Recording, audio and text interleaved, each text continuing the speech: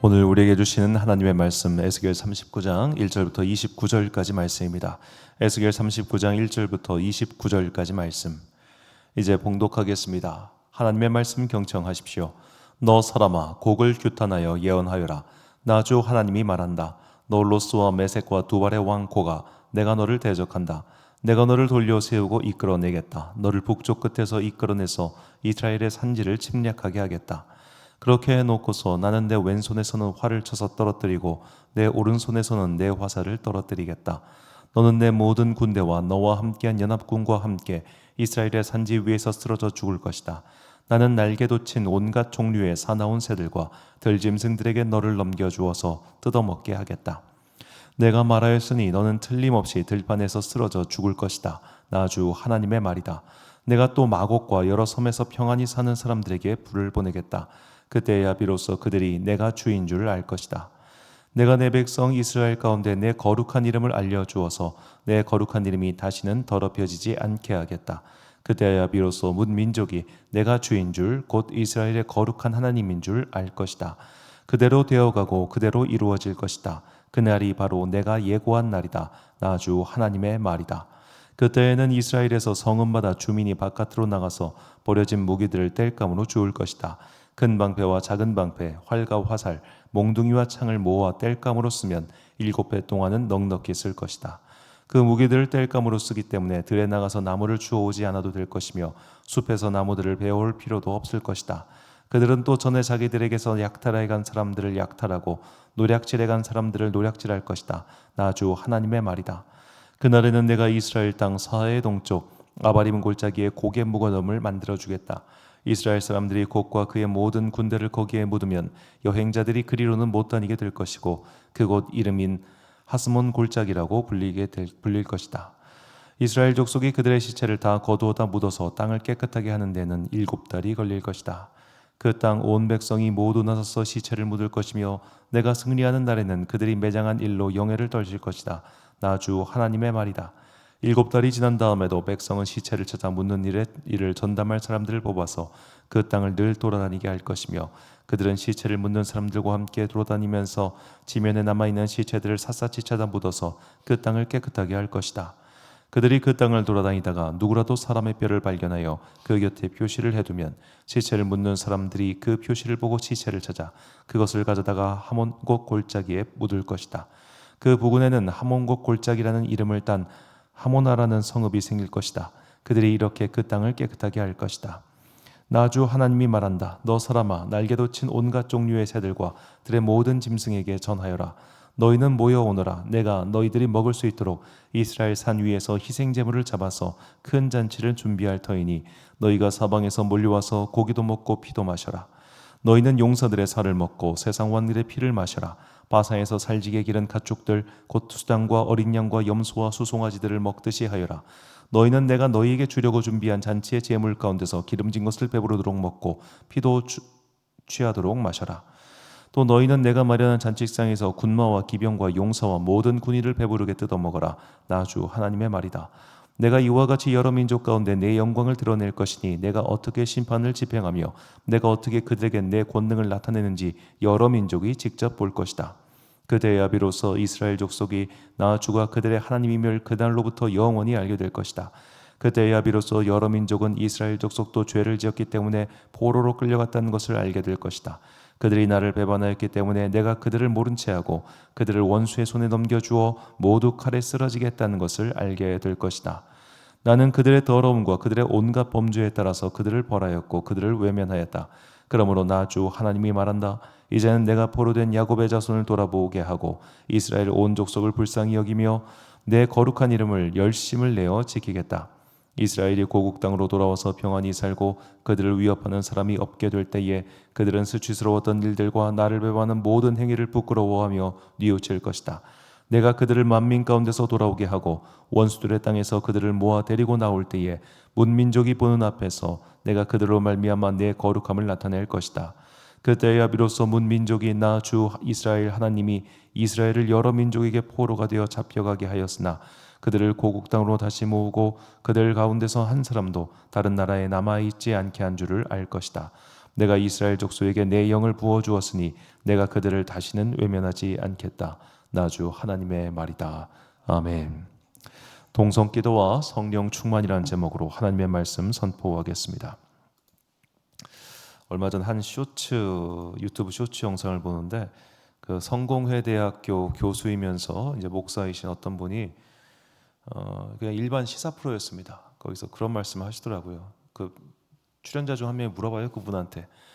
그런데 뭐 하나님의 음성을 듣는다고 사람들이 말하던데 그게 진짜예요? 하니까 그 목사이면서 교수 한 분이 이럽니다. 그거 다 뻥이야. 적어도 그 영상을 보는 사람이 수만 명은 될 텐데 목사이고 신학교 교수라는 사람이 그런 말을 아무렇지도 않게 하는 걸 보면서 저 사람은 참 문제가 심각한 사람이다라는 생각이 들었습니다.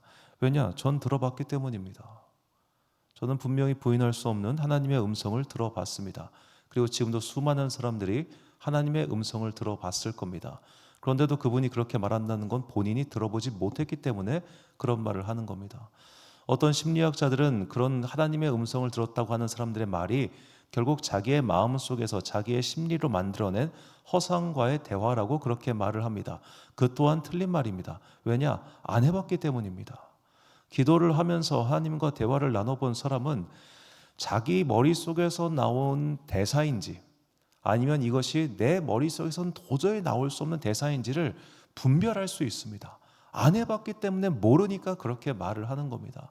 자, 우리가 기도를 해야 되는 정말 중요한 이유는 하나님의 음성을 기도를 통해 들을 수 있기 때문입니다.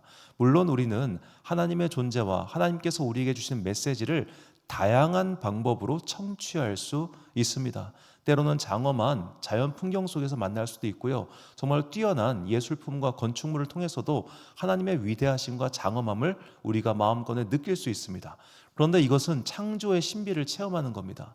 좀 어려운 신학적 용어로 말하자면 하나님께서 이 땅을 창조하실 때 이 세상 곳곳에 로고스의 파편을 숨겨두었다고 신학자들은 말합니다. 그래서 우리는 우주나 여러 가지 이제 주님을 믿지 않지만 훌륭한 사람들의 작품 등을 통해서 특히 예술품들을 통해서 그 안에서 하나님의 높고 위대하심을 찬양할 수 있습니다. 그래서 사도 바울이 이 만물 가운데 하나님의 신비를 감추어 두었다. 그래서 누구도 부인할 수 없을 것이다 라고 말을 하지요. 이런 것과 별개로 우리는 기도를 통해서 하나님께서 오늘 나에게 주시는 음성을 들을 수 있습니다. 분명히 들을 수 있습니다. 안 해봤으니까 그런 말을 하는 겁니다. 자, 우리는 정말 기도해야 합니다. 그렇게 기도를 해야 하는데 기도를 하면서 우리가 궁극적으로 첫 번째로 바라야 될 것은 무엇이냐 항상 드리는 말씀입니다만 각자의 기도 제목이 있어요. 하나님, 나 이러이러한 것이 필요합니다. 이러이러한 것들을 들어주세요 라고 하는 소망이 있습니다. 자, 그런데 그 소망이 드리는 나도 그렇고 하나님은 물론 우리의 모든 음성을 다 들으십니다. 그런데 우리가 그 소원을 아뢰 때 때로는 기도하면서 그 기도의 시간이 채워졌지만 허탈할 때가 있단 말이에요. 마음속에 내가 기도를 하긴 했는데 이게 과연 하나님께서 들으실까라고 하는 불신과 의구심이 들 때가 있습니다. 그래서 우리에게 필요한 게 바로 성령의 충만한 임재 가운데 기도하는 겁니다. 성령의 충만한 임재 가운데 기도할 때 우리는 마음속에 하나님께서 지금 내가 한 모든 기도 제목을 일단은 들으셨다. 이것에 대한 확신을 얻고 돌아갈 수 있어요. 이것을 이루시는 건 다른 문제예요.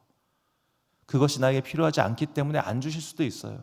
사도 바울이 그가 육신의 질병을 가지고 간절히 기도했지만 내 은혜가 내게 족하다라고 하시면서 그의 요청을 1차적으로 거절하셨던 것처럼 지금 우리가 하는 소원이 지금 나에겐 당장 필요하지 않기 때문에 보류 상태가 될 수 있단 말입니다. 그것과 별개로 하나님께서 오늘 내 기도를 들으셨고 나는 그분의 안에서 그분과 교제하는 기쁨을 누릴 수 있다는 그것을 위해서 우리는 성령 충만을 항상 구해야 된다는 겁니다.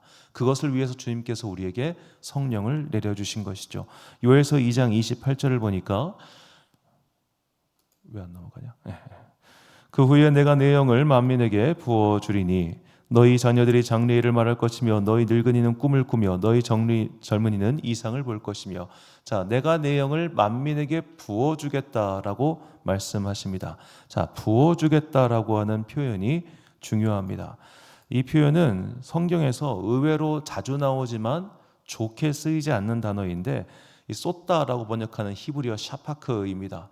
총 112회 사용되었는데 주로 이 단어가 사용된 용례를 보면 피를 쏟다, 분노를 쏟다, 제일 많이 쓰는 건 피를 쏟다예요. 그 다음에 물을 붓다, 분노를 쏟다. 그런데 이 말이 시편에서는 토로하다로 번역된 경우가 나옵니다. 자, 쏟다와 토로하다, 쏟다와 토로하다. 자, 이걸 한번 기도와 연결지어 생각해 봅시다. 하나님께서 하나님의 영을 부어 주십니다. 누구에게 부어 주실까요? 주님 앞에 토로하는 사람에게 부어 주신다는 겁니다. 즉 하나님께 기도하는 자에게 하나님께서 당신의 영을 부어 주신다. 저는 그렇게 이 시편과 요엘서의 말씀을 연결지어서 한번 해석해 보려고 합니다. 오늘 본문은 곡과 마곡의 심판에 대한 예언의 말씀입니다. 그런데 오늘 우리가 주목하고자 하는 것은 오늘 본문의 마지막 절입니다.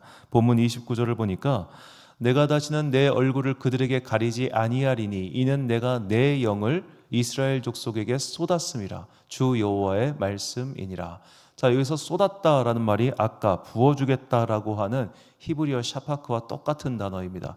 그러니까 구약 성경 전체에서 내 영을 이스라엘 족속에게 그냥 주는 게 아니라 쏟아주겠다, 부어주겠다라고 말하는 것은 오늘 본문과 요해설밖에 없습니다. 그냥 주시는 게 아닙니다. 피를 토하듯이 물을 붓듯이 너희들에게 콸콸콸 부어주겠다라고 그렇게 말씀하십니다. 그럼 그렇게 부어주시는 은혜를 받기 위해서는 어떻게 해야 됩니까? 내가 내 안에 그릇을 비워야 될 거 아닙니까? 비워야지 받지요. 내가 여전히 나로 가득 차 있습니다. 내가 여전히 나의 상태와 나의 고집과 나의 편견과 나의 의와 나의 경험에 가득 차 있습니다. 뭘 받겠습니까? 그래서 우리가 이것을 받기 위해서 뭘 해야 되느냐? 하나님 앞에 나의 심령을 토로하는 기도를 해야 한다는 겁니다. 기도의 능력을 믿고 기도의 그 권능을 믿고 기도를 통해서 하나님의 음성을 들을 수 있다는 확실한 믿음 가운데 우리가 내 심령에 있는 것들을 토로하는 기도를 드릴 때 주님께서 우리 가운데 성령의 충만한 임재를 부어주신다는 것이죠. 자, 이 히브리어 샤파크가 112번 사용될 때 주로 부정적인 입장, 그러니까 하나님의 심판, 피해에 관한 이야기 이런 것만 나오다가 긍정적으로 처음 쓰인 이야기가 언제냐면 바로 사무엘상 1장에 나오는 한나의 기도입니다. 사무엘상 1장 10절과 15절 보니까 한나가 마음이 괴로워서 여호와께 기도하고 통곡하며 한나가 대답하여 이르되 내 주여 그렇지 아니하니이다. 나는 마음이 슬픈 여자라. 포도주나 독주를 마신 것이 아니요 여호와 앞에 내 심정을 통한 것뿐이요. 자, 여기서 통했다라고 하는 말이 히브리어 샤파크입니다. 그가 그냥 기도한 게 아닙니다. 그냥 조용하게 묵상하며 기도한 게 아니라 그녀가 심장이 찢어질 것 같아가지고 주여 주여 고래고래 소리 지르면서 기도했다는 겁니다. 자, 어떤 분들은 교회 안에서 소리 질러서 기도하면 교양 없다고 합니다. 실제로 그런 교인들이 모인 교회를 저는 알고 있습니다. 여의도의 어느 교회가 너무 시끄럽게 주여 주여 하니까 아우 저렇게 교양 없게 이렇게 시끄럽게 주여 주여 해. 우리는 저렇게 소리 지르며 기도하지 맙시다 하고 압구정에 따로 모인 교회가 있어요. 압구정 분들 모여주셔가지고 우리 교양 있게 오르간 반주와 함께 그렇게 조용히 기도합시다. 거기는 아멘 소리도 안 나오는 교회예요. 제가 그 교회를 모든 걸 비판하는 것은 아닙니다만 너무 치우쳐 있어서 아쉬워요. 자, 우리가 기도를 할 때 묵상 기도할 수 있습니다. 저도 묵상 기도 굉장히 좋아하고 선호합니다. 저는 개인적으로 묵상 기도를 통해서 하나님의 음성을 들었기 때문에 많은 성도들이 묵상 기도의 연습과 훈련을 했으면 좋겠습니다. 그런데 묵상 기도는 처음에 이 길들이는 게 너무 어려워요. 길들이는 게. 우리가 말씀을 읽고 소위 큐티한다고 하죠. 말씀을 읽고 오늘 그날 주신 메시지를 가지고 나서 그 메시지를 중심적으로 내가 조용히 묵상하는 기도를 오래 하기가 진짜 어렵습니다. 묵상기도 1시간 해보십시오. 정말 쉽지 않습니다. 그 1시간 중에 처음에 시도하면은 일단 타이머 맞춰놓고 제가 해봤으니까 타이머 맞춰놓고 하면은 거짓말 안 치고 1시간 중에 40분은 딴 생각합니다. 그걸 이제 전문 용어로 분심이라고 말을 하는데, 우리가 왜 소리내서 기도하는가? 기도의 초보자들은 그 시간을 온전히 기도로 채우지 못하기 때문이에요. 일단 우리가 소리내어 기도하는 훈련을 해야 되는 이유는, 그렇게 소리내어 기도할 때 내 기도 소리를 내 귀가 먼저 듣기 때문이며, 두 번째로 더 중요한 거, 함께 기도할 때는 딴 사람 목소리에 자꾸 따라갑니다. 진짜예요. 조용히 기도하면 딴 사람은 소리에 따라가게 되고, 소리내어 기도하면 딴 사람은 소리에 따라가요. 그래서 딴 사람은 소리가 안 들릴 정도로 소리를 크게 내서 기도하는 훈련을 하라고 합니다. 물론 시끄럽고 물론 교양 없어 보이겠죠. 그런데 그렇게 소리내어 기도하지 않는다는 것은 바꿔 말하면 아직까지 나는 살만하다는 소리예요. 살만하니까 소리내어 기도하지 않고, 아유 뭘 저렇게까지 기도해, 좀 조용히 하지, 이렇게 행동하는 겁니다. 제가 그런 분들 정말 많이 봤습니다. 아직 살만하니까 소리내어 기도하지 않는 겁니다. 아직 견딜만 하니까 굳이 저렇게 악각거리지 않은 겁니다. 바꿔보십시오. 내 삶이 벼랑 끝에 몰리면, 내 삶이 죽을 지경에 가면 절대로 그렇게 기도하지 못합니다. 제가 만났던 참 인상적인 장로님이 있습니다. 표정은 정말 무슨 예배 때마다 이러고 표정을 항상 예배에 앉아 계세요. 그 이유는 그분이 한쪽 귀가 안 들리기 때문입니다. 자, 그런데 그분이 정말 거칠게 사셨어요. 진짜 거칠게 사셨는데 언제나 예배를 빼먹지 않고 새벽부터 시작해서 모든 예배에 참여하고 항상 그러신 분이세요. 왜 그런가 봤더니 그분이 병에 걸려 죽게 되었을 때, 진짜 의사도 다 포기하고 당신 죽는다고 얘기할 때 기도원 가서 바등바등 굴렀어요.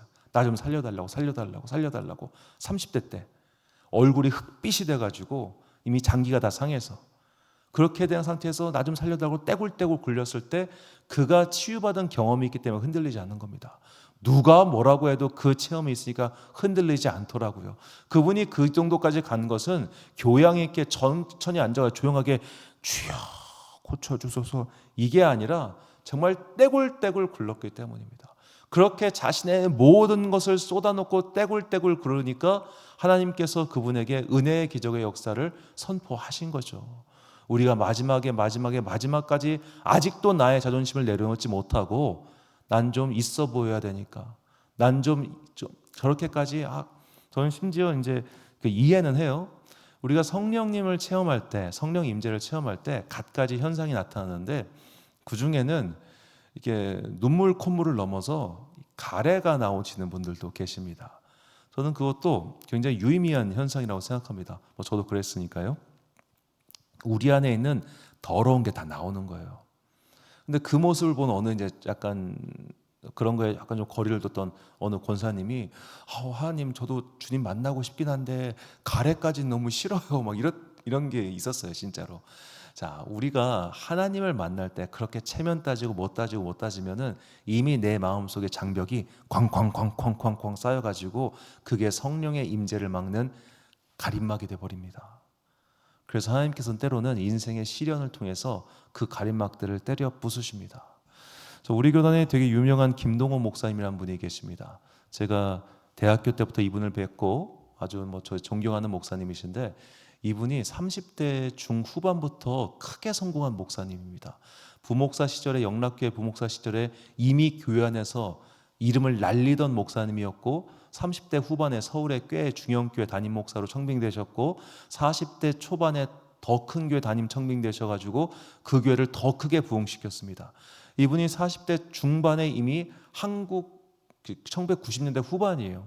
이때 책을 내가지고 그 책으로 인쇄비 엄청, 베스트셀러 작가였고, 그러니까 40대 중반에 교회 성장시켜 건축 완공시켜 그 교회가 4,000명 되는 교회였으니까 그 500명일 때 가가지고 막 엄청 대단한 사람이었어요. 제가 대학교 1학년 때 그분 아들이랑 저랑 동갑이니까 이미 그냥 날리는 목사였습니다. 얼마나 교만했는지 모릅니다.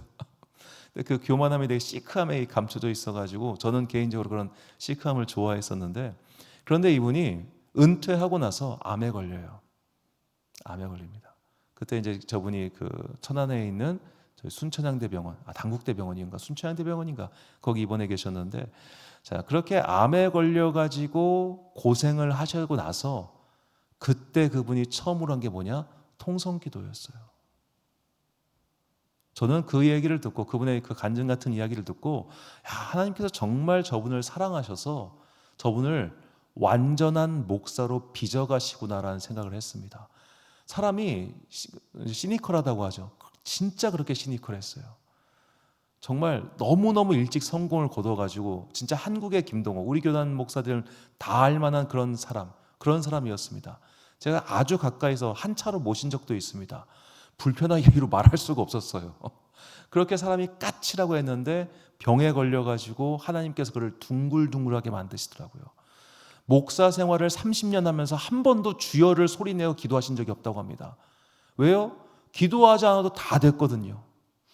그저 성공가도를 달렸거든요.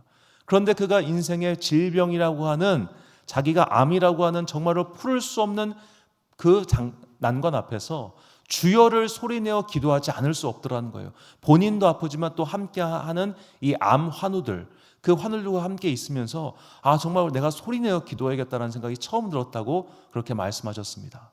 목사 된 지 30년 훌쩍 넘어가지고. 자, 우리가 소리내어 기도해야 되는 이유, 그것은 내 마음속에 있는 여러 가지 것들을 부숴서 그 안에 성령님으로 가득 채우기 위함입니다. 그래서 시편은 우리에게 이렇게 말합니다. 시편 102편 1절. 자, 이 102편 1절 같은 경우는 이게 히브리어 성경의 1절인데 이건 히브리어 제목입니다. 그러니까 우리말 성경 시편에서 제목으로 되어 있는 것은 히브리어 성경에서는 1절이라고 생각하시면 됩니다. 우리 그냥 이렇게 다 성경 말씀이니까 우리가 잠목 소리로 봉독하겠습니다. 시작. 고난당한 자가 마음이 상하여 그의 근심을 여호와 앞에 토로하는 기도. 내가 내 원통함을 그의 앞에 토로하며 내 우환을 그의 앞에 진술하는도다. 백성들아, 시시로 그를 의지하고 그의 앞에 마음을 토하라. 하나님은 우리의 피난처 시로다. 아멘. 사랑하는 지혜빛 광성교회 성도 여러분, 그리고 이 새벽 함께 깨우고 계신 귀한 주님의 자녀 여러분, 교회에서 그냥 주여 주여 하는 거 아닙니다.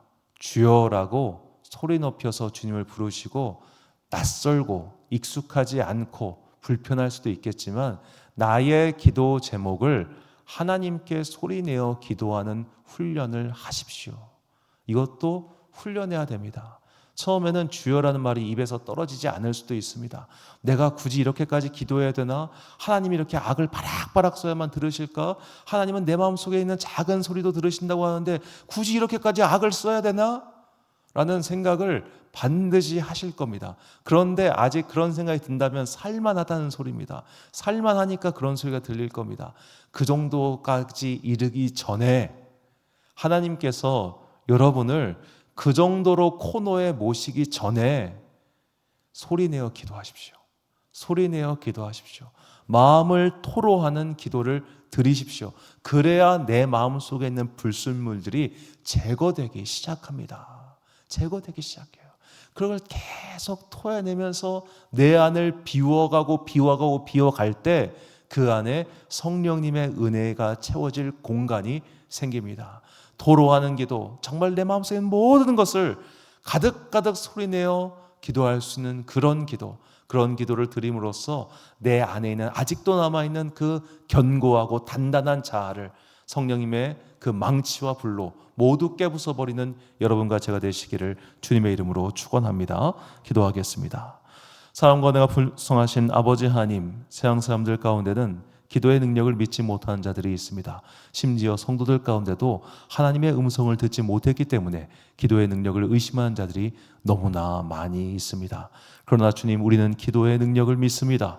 우리가 우리의 마음속에 있는 모든 온갖 제목들, 또한 내 마음속의 슬픈 이야기들 다 주님 앞에 토로할 때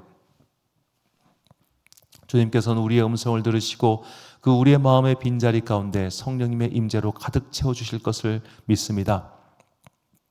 우리의 마음밭이 점점 더 성령님의 영토가 넓어지기를 소망하오니 주여, 이 시간 우리가 언제 어디서나 기도할 때에 내 마음속에 있는 모든 불순물들을 주님 앞에 토해놓고 그 빈자리를 성령님의 임재로 가득 채우는 거룩한 주의 자녀들 되게 하여 주옵소서.